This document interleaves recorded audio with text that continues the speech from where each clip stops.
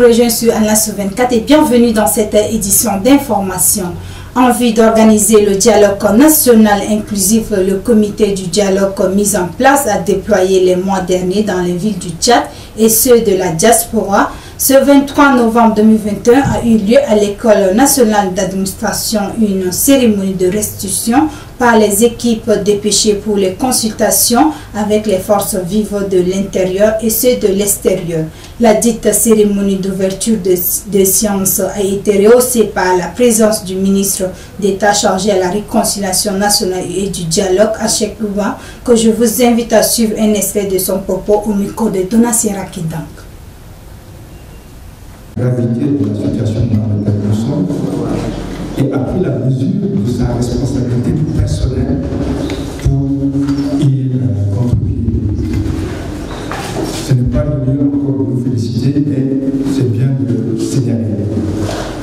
De même que nous ne pourrons pas manquer de reconnaître les efforts faits par les autorités d'accueil à l'intérieur comme à l'extérieur, que ce soit les autorités administratives ou diplomatiques officielles, et surtout les autorités traditionnelles et sociales. Sans compter aussi les échos que nous avons eus, l'état d'esprit de nos compatriotes qui ont participé à cette consultation.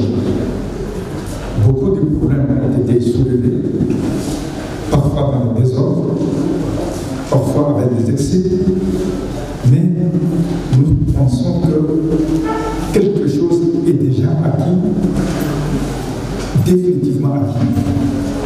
La parole s'est libérée. Et ça, c'est le premier pas. Donc tout cela nous encourage à penser fermement que nous avons non seulement mené à bien notre mission de commis de sa phase finale, mais que le processus de dialogue national et de réconciliation entamé depuis la disparition de Fajid du Maréchal et le processus de transition en général connaîtra un élan de plus en plus dynamique jusqu'à sa conclusion fructueuse par la grâce de Dieu. Je vous remercie et je laisse la parole tout de suite à monsieur le rapporteur général pour qu'il vous donne l'ordre du jour, précisément l'ordre des interventions de la commission. Sous le haut patronage du Premier ministre, chef du gouvernement de transition, un colloque régional est lancé ce mardi 23 au 25 novembre 2021 à l'hôtel Légion Plaza. L'objectif est de sécuriser le foncier agropastoral et de prévenir les conflits agropastoraux en Afrique centrale et en Afrique de l'Ouest. On fait le point avec Nicole Grasse. Ce colloque régional sur le foncier agropastoral lancé officiellement ce matin au Légion Plaza s'inscrit dans un contexte de flou juridique autour du foncier agropastoral. C'est ainsi que l'objectif de ces colloques vise à partager les expériences et les analyses nationales et régionales avec les acteurs concernés par la problématique du foncier agropastoral, notamment les institutions publiques et les organisations professionnelles des éleveurs qui, la plupart du temps, entretiennent des positions différentes sur la question. Haroun Moussa, secrétaire général du ministère de l'Élevage et des Productions animales, président du comité d'organisation, dans son mot introductif, réitère au nom du comité d'organisation la profonde gratitude aux éminents spécialistes tchadiens et ceux venus d'Europe et des pays de l'Afrique centrale, puis de l'Ouest, dont leurs contributions ont pu donner un contenu à cette rencontre, ainsi que Didier Carton, premier conseiller, chef de session développement durable, représentant de la délégation de l'Union européenne au Tchad, qui, selon lui, les enjeux et les défis de la sécurisation du foncier agropastoral méritent d'être analysés et traités lorsque le socle de l'économie tchadienne est fondé sur l'agriculture et l'élevage. Les enjeux et les défis de la sécurisation du foncier agropastoral méritent d'être analysés et traités lorsque l'on sait que le socle de l'économie tchadienne est fondé sur l'agriculture et l'élevage. Nous nous félicitons donc de cette initiative. Pour l'Union européenne et pour l'AFD, l'organisation de ce colloque entre dans le sillage de la stratégie Sahel et plus spécifiquement du programme indicatif national du 11e FED, secteur gestion durable des ressources humaines. C'est l'occasion d'avoir de bonnes réponses sur les orientations de la politique en matière de gestion des ressources naturelles en Afrique centrale et de l'Ouest, et particulièrement au Tchad, notamment celles liées aux ressources agro-pastorales.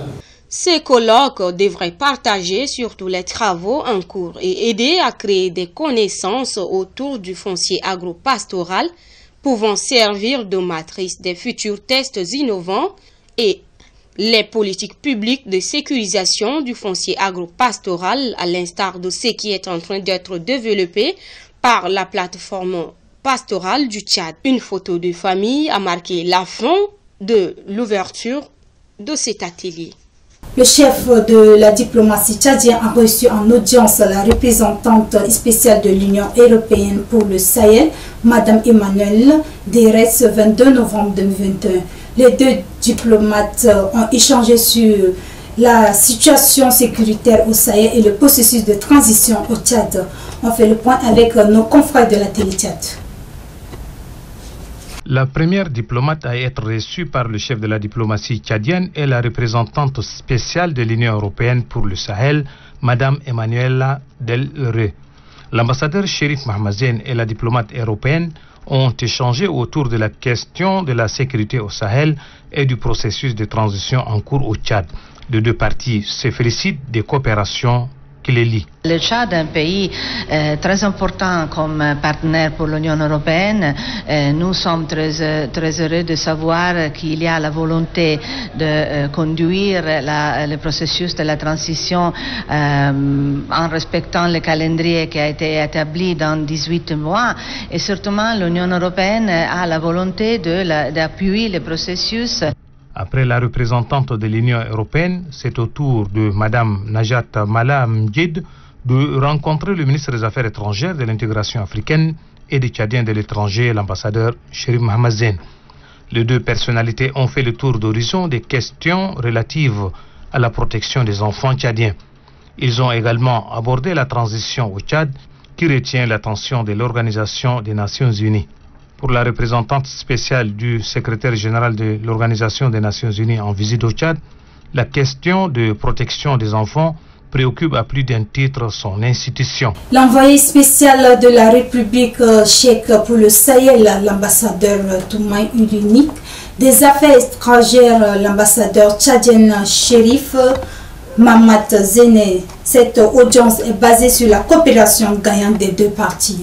On fait toujours le point avec nos confrères de la télé-Tchad.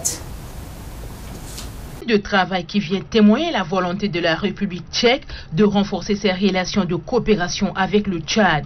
L'envoyé spécial de la République tchèque pour le Sahel, l'ambassadeur Thomas Ulikni, est venu faire part au ministre des Affaires étrangères, l'ambassadeur Chérif Mahamadzen, de la volonté de son pays à accompagner le Tchad en cette période de transition.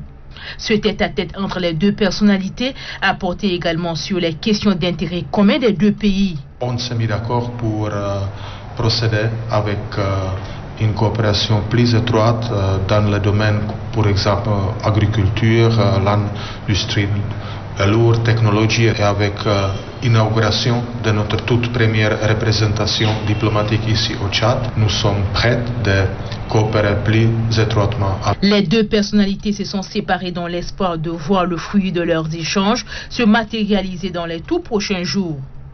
Ainsi prend fin cette édition d'information, mesdames et messieurs. Merci pour votre aimable attention. Très bonne suite de programme sur Anas 24 et à très bientôt, Inch'Allah.